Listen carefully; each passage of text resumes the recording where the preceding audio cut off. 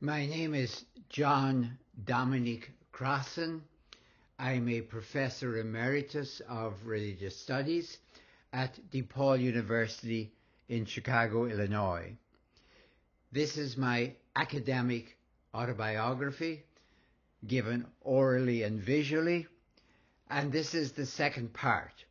The first part ran from 1934 to 1945. This second part runs from 1945 to 1951. As I did in the first part of my autobiography, I put the dates, the periods we were discussing in the top right-hand corner of the image in sort of a red frame so we know where we are. This is now 1945 to 1950.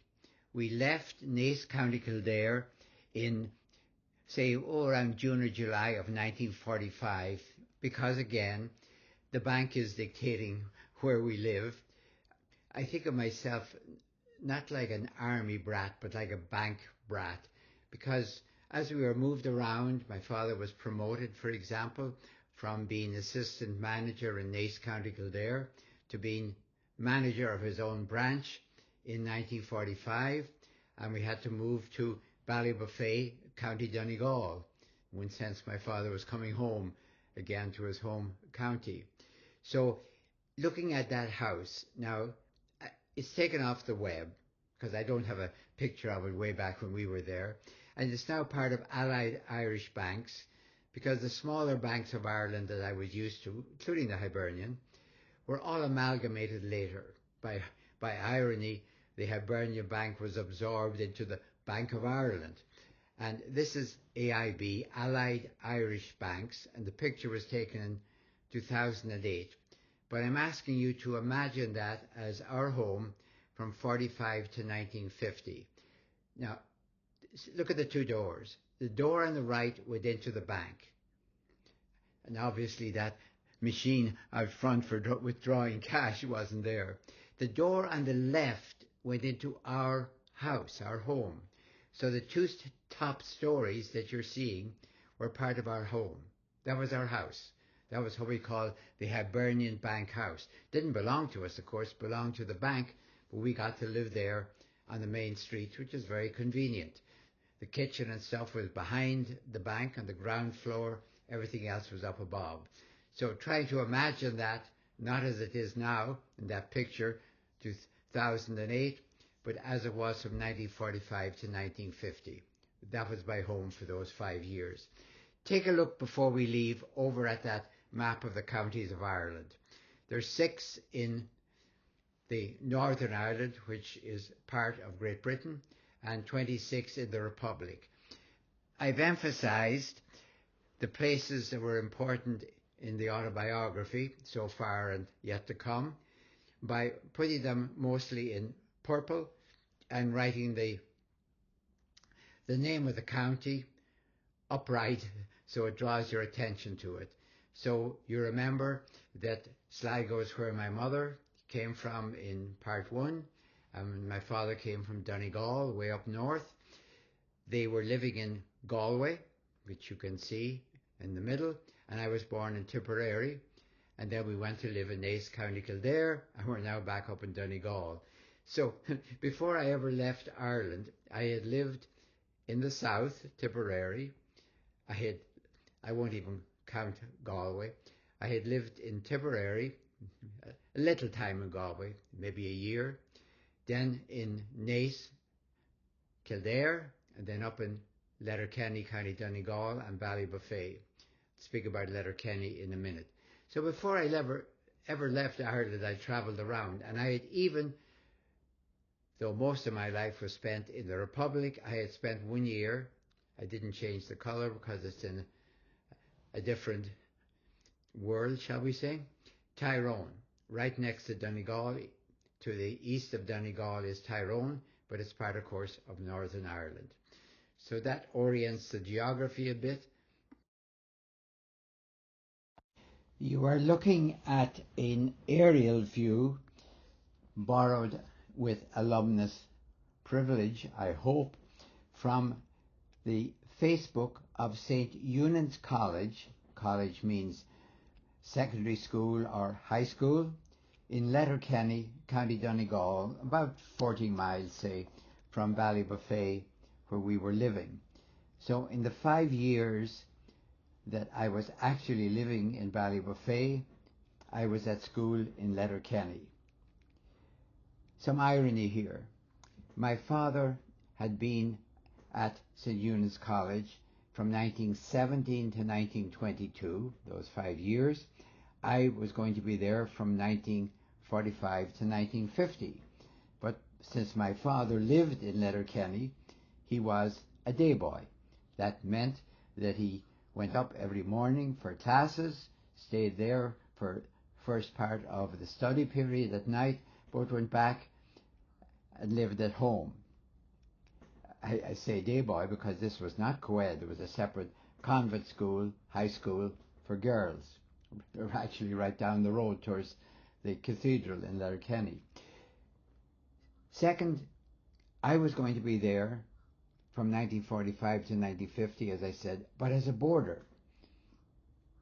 So I was actually living in Ballybuffet only Christmas, Easter, summer vacations. The rest of the year I was here. Secondly, take a look at the architecture.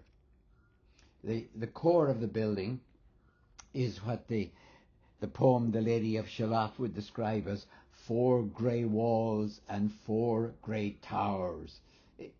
It's a magnificent castle, actually, hollow in the inside, in the core, with a quadrangle, as it were, open to the air, and then a sort of a cloister walk around it.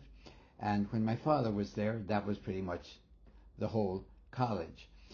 After he had graduated, that college, that part of the college on the back, the long, thin, high building, that was added and was there for when I was there. The building down in the bottom right was the recreation room. It was there in an earlier incarnation, not quite so elegant as that one, but it was there when I was a student. But on the left, that high-gabled building is the new chapel that was built after I had graduated. One final point. When you think of St. Eunan's College or high school and a boarding school like that in Ireland, do not think of the great prep schools of England or the prep schools of America, which takes a lot of privilege to go there. These were not a matter of privilege, but of necessity. The small towns of Ireland, like Ballybuffet, for example, didn't have the finances or the constituency for a high school. So, for example, a county might have a central high school, in this case at Letterkenny, County Donegal, for Donegal. And if you, again, I'm repeating myself, if you happen to live in Letterkenny, like my father did way back, then of course you were a day boy. If you didn't, you were a boarder. It was perforce. It was a matter not of luxury, of necessity. But I'll get back later to how great the education was there. As good as anything you would get in those great prep schools.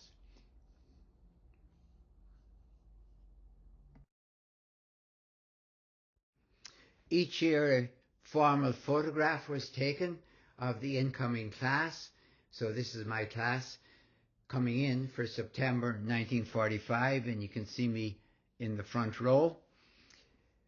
By the way, as I mentioned, I had skipped 2 years because when I left Naas, I skipped 7th and 8th grades. That's what you did. Actually, I wasn't invited. I was pushed. The Christian Brothers, if you were ready, got you ready for high school as fast as it could. Other people skipped grades as well. So by the time I got there, I was ready for high school, but I was still only 11, 1945, so I was rather small. I was still in short pants, because short pants and long pants were symbolic in Ireland. When you were, say, a teenager, at least you should be in long pants, a male teenager. I was 11. This would be my year I went from being 11 to 12. So now, this is about that photograph, by the way. I didn't have that with me at the time. I didn't take it, get a copy or anything. In the early 2017 at least, we went back a couple of times, Sarah and I, and these photographs are all around a corridor inside each year. So we took a photograph of myself in 45. That's how I got it. More importantly, in terms of later formative, generative, I called it, constitutive, formative elements of who I am, though I didn't recognize it at the time. At the age of 11, Harry Potter and I went off to boarding school, and we both discovered magic. The magic that Harry discovered was imaginary magic. I discovered real magic. And here's real magic for you. If you go to a boarding school at the age of 11, you take control of your own life, or you don't survive very well, either emotionally, physically, probably, socially, or psychologically, or any other way. So at the age of 11, perforce, I learned to run my own life. But of course, you're running it inside an institution that dictates every moment of the day. Dictates when you get up in the morning, when you are ready to come down from your room to, say, church or whatever, when you go to sleep at night, how long before lights out, everything in between. So a total control situation. So how do you take control of your own life in a total control situation? You learn. You learn cunning in a way. Cunning is what you learn. Controlling your own life, but doing what you must do without bringing the great big institution crashing down upon you like a ton of bricks. So, for example, we had to study for maybe 3 to 4 hours a night, but we weren't allowed to do anything else. You weren't allowed to read novels, or for example, well, you could read Irish novels, but I wasn't interested in doing that. I wanted to read Agatha Christie. So to read Agatha Christie, you had to be very, very careful, and I'm very grateful for Penguin's flexible soft covers that you could slide into the inside pocket of your jacket. When the priests walk around the study hall to see what you were doing and not doing. So you run your own life, but you don't get caught doing what you want to do to survive. That's a formative gift from the boarding school, for which I am eternally grateful. For the Easter term of 1948, that would be January, February, March, April, May, those 5 months, when I would have been becoming 14 in February, so 30 to 14, I kept a pocket diary. Now, a tiny little diary, 2.5 by 3 inches. And since there was 4 days per page, I filled it with very tiny writing. I think I was probably imitating my father, because he got every year a pocket diary from the head office in Dublin. I think they probably sent it out to all their managers. And I was going to keep a diary for those 5 months of, as I said, the Easter term of 48. At the front I have my name. You can see it. It's John M. Crossan. John was my paternal grandfather's name. M for Michael, my maternal grandfather's name. My full name on my birth certificate was John Michael Edmund. No idea where Edmund came from, but never remember using it. You see the address is Hibernia Bank House. We've seen that earlier on an earlier slide, and Ballybuffet, Donegal, as you know. Now, what I'm interested in this little diary is it reminds me and tells me what I was really interested in at that age of 14. What was on my mind, besides, of course, classes and exams and all the other stuff that was there? What was I really thinking about? Not looking back, but at the time, what did I think worth recording? The first thing was I was a stamp collector. And again, as I remember looking back, what excited me was not collecting and trying to get everything. What excited me was history and geography seen visually. I can't not be aware. This is what I'm doing right now. I'm writing my biography, my history, and my geography, and I'm doing it visually. Anyway, that's what excited me about stamps. The ones I remember were especially those small little British islands, say in the Caribbean, where the stamp was usually gorgeous and about the size of the island itself. It was history and geography, but seen visually rather than textually. All right, if you know about stamp collecting, you'll recognize the first title there. Now, background. My father's sister, Mary, so my Aunt Mary, was living in London and was able to guarantee me, so take responsibility, in other words, financially for me. So Stanley Gibbons, which is still there in the Strand if you check it out, which then was the biggest stamp source in the world that we knew of, at least in Ireland, maybe it still is. You could get large amounts of stamps on approval. If you wanted to buy some, you sent the money back to them, and if you didn't, you just returned the stamps. And they trusted you, of course, because you were guaranteed by somebody living in London. So all the 5 years I was at St. Eunan's, I was collecting stamps, and Stanley Gibbons was my lodestar, as it were. Apart from stamps and all those addresses of various sources for stamps in the UK, what else was on my mind at that age of 14? Well, I call them books and pictures. In the blank memoranda pages at the front of my diary, I have to the left the Easter books, I call them. That is, the books read during the Easter term. And I'm reading about one a week. They're fairly decent. They're all adventure stories, kids stuff. The Scarlet Pimpernel, The Four Feathers, which was made into a movie very, very close to that age, I think, and then later into a remake. So adventure stories, basically what I was reading, and those were done actually in the library, where we were allowed to go in usually for an hour a day, especially when it was raining, to read when we couldn't go outside for recreation. The other thing that was on my mind, as you could see, is what I call pictures, sure, movies. And it was not that we went downtown to watch movies, that was never allowed, but we had a priest who had a projector, and he showed movies quite often in the recreation room that we saw on the earlier slide. The only thing I noticed there is the very last one I called Foreign Correspondence, and shall I say I spell correspondence a little creatively, but actually it should have been Foreign Correspondent.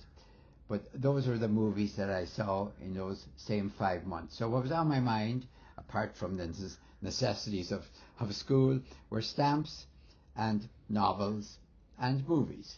That's me at 14. This is a rather casually taken graduation picture in June of 1950. So the senior year, 1949 to 50, I'm in age 15 to 16. By February of 1950, I'm 16.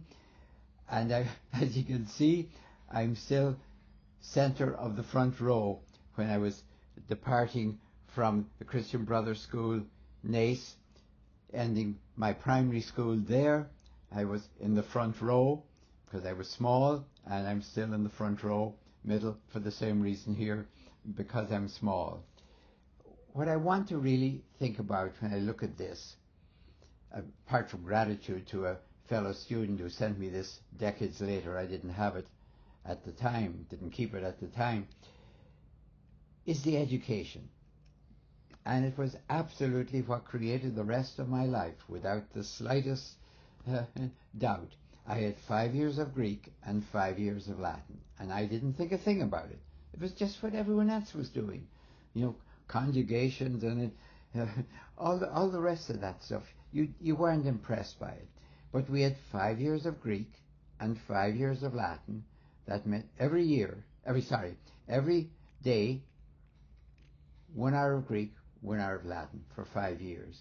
And as I say, it was just something you had to do, and it was all about irregular verbs and everything else. And you didn't think anything of it, but it meant that at the age of 11, we started with the somewhat easy Latin of Caesar's Gallic Wars. Yeah, we were very much into parsing it and all the rest of it, but we still knew what we were reading. Because I remember some smart aleck, maybe it was myself, but I'm not sure, had said, and it wasn't said in class, no, it wasn't said in class, it was said outside, that the proper translation for the famous opening lines in Latin, omnis Gallia in tres partes divisa est, should be translated that Caesar split every Gaul he met into 3 parts. Yeah, we recognize we were reading imperial propaganda, but we started with Caesar, and we moved on, of course, to Virgil. Selected parts. They didn't give us the hardest parts to learn, but we knew about Virgil by, 13 or so, and we even got into Cicero's. It was ironic, it was the Senectute on old age. So here you have these 14-year-olds reading about the advantages of old age. But I suppose the Latin again wasn't too hard. But also Greek. That meant, for example, that I was reading Homer by the time, at least by the time I graduated, 15 or 16 years of age. And all our teachers were priests. But no teacher, for example, of Virgil or of Homer ever said, now you must understand that all this stuff about gods and goddesses, that's not true. Don't take that literally. That didn't happen. Nobody ever said that. We were allowed to hear these stories, to absorb their point, and we knew when they were speaking for the Trojans and when the Greeks, when they were speaking for the Romans and the Gauls. We got that. And I suppose at the back of our minds, maybe we could figure out, well, I wonder if that really happened, or whatever.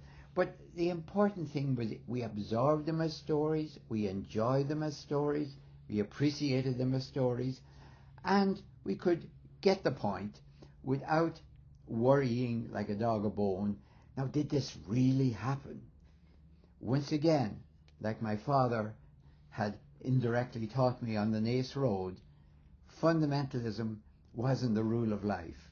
So by the time I was 16, I knew, before I ever came to the United States, that this fundamentalist reading of the Bible is a really strange way to read ancient texts.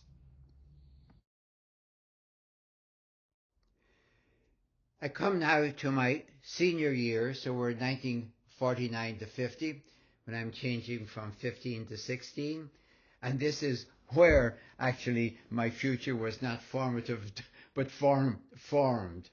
Look at that image of, which you know from before, of St. Eunan's College, St. Eunan's High School.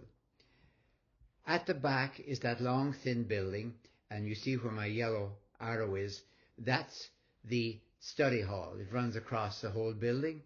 Down below that is the basement. Above it, I think, were professors' rooms, and then a dormitory on the top. But let me focus on the study hall. Every night we had, honestly, 3 to 4 hours study, with breaks, of course, a break, and then a break for supper, and then the last study period was something like 9 to 10 in round numbers. During that last study period, recruiters were allowed to come in and talk to us about future careers, let me put it that way, but only certain recruiters ever came in. Now, for example, I adored my father, as you know. It never even occurred to me I might want to be a banker. In Ballybuffet on Sundays, we could come down from the house through the door into the bank. Kind of as kids almost run around the bank. Everything was secure, of course. So I was used to banks. I was used to my father as a banker. I didn't want to be a bank. It never even fired my imagination. My young brother became a banker. I didn't. Secondly, we had priests there, and I knew what we called secular or diocesan priests, those in parishes or schools. I had been with them since I was 8 as an altar boy in Naas from 42, 43, 44, 45 before I left. I probably was an altar boy as well here in St. Eunan's. But did I want to be a diocesan priest or a secular priest or even teach? It never occurred to me. It wasn't I said no, it never occurred to me. And in fact, to be fair, the priests who ran this school, it wasn't a seminary, I don't remember any of those priests ever saying to any of us, wouldn't you like to be a priest? Wouldn't you like to be a priest teacher maybe? Maybe they did, but they didn't to me. The only people who were allowed to come in to recruit were members of religious orders. I'll talk about that in a minute, what a religious order is. Members of religious orders. And they were fascinating people. First of all, most recruiters are. You don't send in a recruiter to young boys who are going to say, we don't want to be like that guy. So, Father James M. Keane, OSM, was an American and was charismatic. He was, for example, one of the speakers in the study hall. I would imagine it was probably in the fall of 1949. I think rather the fall of 49 rather than spring of 50. His middle name, by the way, is M because all the Servites, the Order of Servants of Mary, the abbreviated title is Servites. The R, as we shall see in more detail, an order, a religious order, founded in the 13th century, 1232, in Italy, and since they are the Order of Servants of Mary, that's what the OSM is, they all take the middle name M, so that would be James Mary, actually, Keane. All right, he came in and gave us a talk. Now, first of all, he was an American. This was Ireland in 1949. Ireland had been neutral during the Second World War. The north of Ireland, Northern Ireland, the 6 provinces of Northern Ireland, of course, belonged to Great Britain. They were at war with the British Empire, alongside the British Empire, of course. But he was an American. And I don't think I'd ever seen an American before. They were like from another world. Everything about the Second World War we had heard about the Americans. This was my first American, charismatic, member of a religious order. He told us,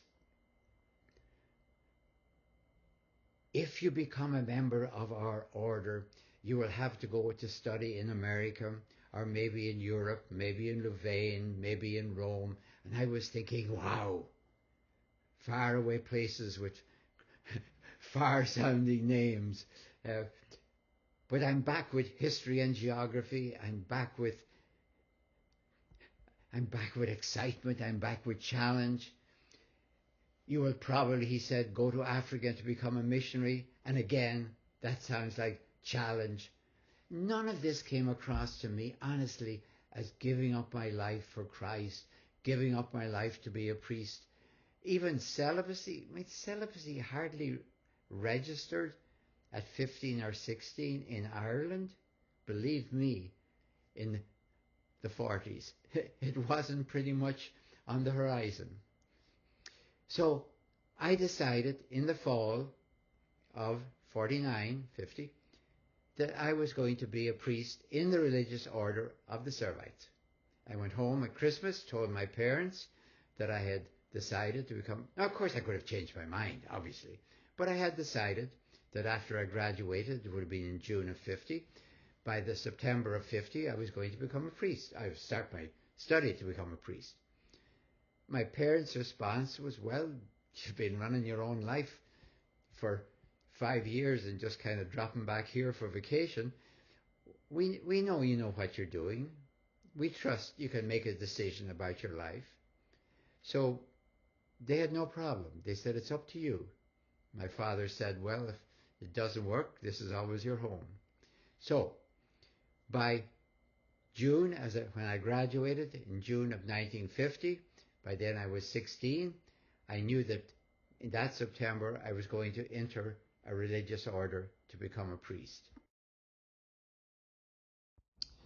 You'll notice at the top right we have a new timeline for me, 1950 to 51. Having decided to enter the Servite Order, the Order of Servants of Mary, where was I going to do that? In 1949, to back up, they had inaugurated the first Servite house in Ireland. It was at Benburb Priory. So the first class of seminarians were 1949 to 50, and I would have been in the second class from 1950 to 51, and we had 12 seminarians in all entered that year, so myself and 11 others. Where was it located? Across the border from the Republic into Northern Ireland, County Tyrone, which is to the east of County Donegal, but as I said, in a way in a different country. It's the only year I spent in Northern Ireland. Everything up to that had been in the Republic of Ireland. It was at Benburb, that's simply the town where it was, a famous site of a battle long ago in Ireland. Most people would know the name Benburb, and was Benburb Priory. Let me just explain very distinctly and quickly the difference between a monastery and a priory, if you're using the language very carefully. A monastery has monks. A priory or a friary has friars, F-R-I-A-R-S. Monks in a monastery are fully cloistered. That means they conduct their full prayer life and their full work life inside the cloister, inside the monastery. For example, how they support themselves, they might have a farm, they might do manuscript copying in the Middle Ages, or they could have manufactured a magnificent liqueur like Chartreuse or Benedictine. But one way or another, prayer life, work life inside the cloister. Friars are semi-cloistered. That means their prayer life is inside the cloister, but to come out from the priory or the friary to teach or to preach or in any way to conduct their work life outside. And friars were, I suppose you could say, invented in the 13th century in Italy. You would probably know about the Franciscans and the Dominicans. The Servites were also a 13th century religious order. As you can see there, they were founded in 1232 in Florence. So that's where I was going. Benburb Priory, second class, 1950 to 51. It had opened in 1949, and of course, the prior, that is the person in charge, was James Keane. What was very interesting about the inauguration, and what was famous all over Ireland, was that he had invited De Valera to come to the official opening, and you can see it there. It was the 5th day of June 1949. James Keane and two others from Chicago had inaugurated the priory to get ready that September for the first class, 49 to 50. But Father Keane had daringly invited De Valera to come across the border into Northern Ireland for the inauguration. And De Valera had said never, ever would he cross the border, never would he enter Northern Ireland, because he didn't agree it existed. And how can you enter somewhere that shouldn't or doesn't exist? But Father Keane, probably exuding charisma from every pore, but also an American, taking a large amount of American money. He had to buy that magnificent mansion and turn it into a priory. After the war, when Ireland, especially Northern Ireland, which had been in the war, was trying to get back on its feet, was very welcoming, of course. So De Valera crossed the border, huge publicity all over Ireland and Northern Ireland for the inauguration. Then the second class, 1950 to 51, there was 12 seminarians entered, so I was one with 11 colleagues. We entered for our first year, which is called the novitiate in Benburb Priory, 1950 to 51. Unfortunately, I have only two contemporary photographs from the years 50 to 51, but they are relatively important. Look at the one to left from September 50, from what's called Vestition Day. That is the day when you enter the novitiate, the year of preparation of a year and a day, and that's when you get your official clothing. Now look at it, and you probably think this is kind of weird. Why are you going around wearing that sort of stuff? Probably if you were there in the 13th century when the religious order of the Servites originated, you wouldn't think it was at all weird, because what is involved there is actually wearing stylized, of course, formalized, of course, the ordinary clothing, if you're a male, of a male peasant. You're making a statement, whether it's the dull black of the Servites, the white of the Dominicans, the brown of the Franciscans, that we are not wearing luxurious, resplendent colours like the aristocracy. We are clothing ourselves, the same would be said of sisters in a convent, we are clothing ourselves like the ordinary people, the have-nots, if you will, the peasantry of the 13th century. That's what they wore. Again, I repeat, stylized for us, of course, but we're not wearing what the aristocracy, the haves, wore.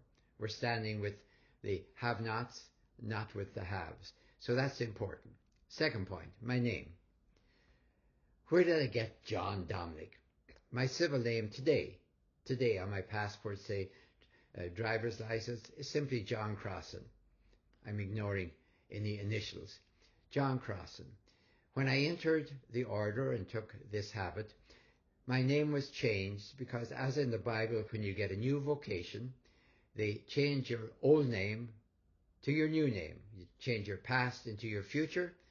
So that morning, John Crossan became Brother Dominic, later Father Dominic. And when I finally left the priesthood and the religious life of the Servites, having decided that celibacy was kind of vastly overrated, I really wanted to keep Dominic. So I stuck it in between John and Crossan, but it has no legal standing. I like that combination of John and Dominic because today my government knows me as John, my God knows me as Dominic, and they are absolutely not on speaking terms at the moment, so there's no confusion about the names. A third point, something I noticed that day. I had come from one institution to the other, one sort of total control institution where your schedule was set up for every moment of the day in a boarding school, to now in a priory or a monastery. Another total control institution. But I noticed, of course there was difference between priests and teachers, but I noticed here in the Servite order in religious life, everyone was wearing the same habit.